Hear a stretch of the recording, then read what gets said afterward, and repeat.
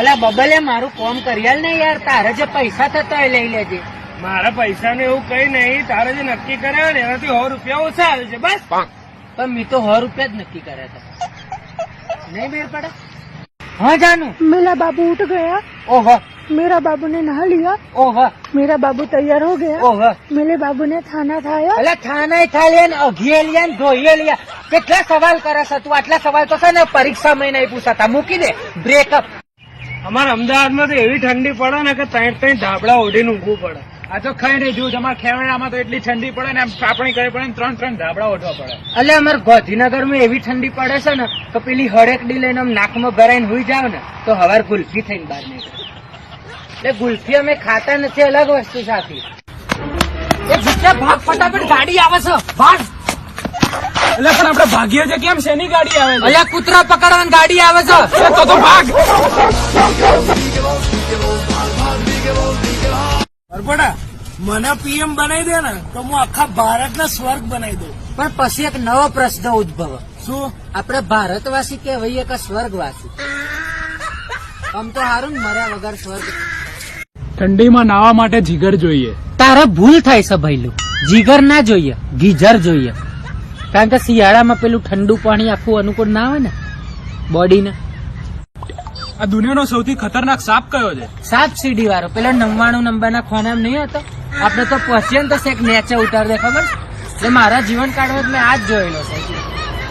આ લોકો ચંદ્ર ઉપર જાય છે, મંગળ ઉપર જાય છે. મેં નક્કી કર્યું છે કે આપણે સૂર્ય ઉપર જઈશું. એટલે ત્યાં તો ભયંકર તાપ હોય. એવું તે આપણે રાતે જવાનું ના મેળ પડે. પરપોટા મારે ભૂલથી છે ને એક ડખો પડી જશે ને તો 4-5 જણા મને મારવા આવવાના છે. અલ્યા તો એમાં બીવાય છે શું? તું તાર આવા દે, હું બેઠો છું. આવા દે તું તાર. શું છે? એટલે પરપોટા તે કીધું તો હતું તું બેઠો છે. હા તો હું બેઠો જ છું ને, હું હજી બેઠેલો જ છું. જો આરામ નહીં ફરમાવતો. મેં તો મારું વતન તારે કહેવાય ને બેઠેલો ના રે.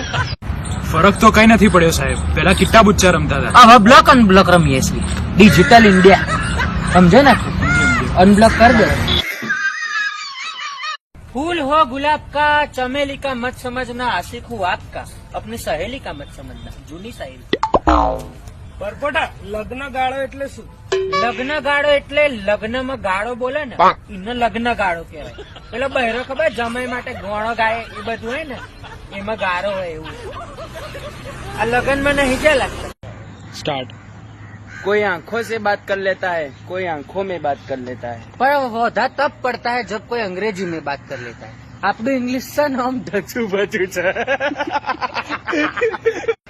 તું 3 મહિનાથી મારા પૈસા લઈ જશે, હવે તું પ્રેમથી આલે છે કે હું તને લાફો મારું? थप्पड़ से डर नहीं लगता साहब, प्यार से लगता है. એવું છે? મારો.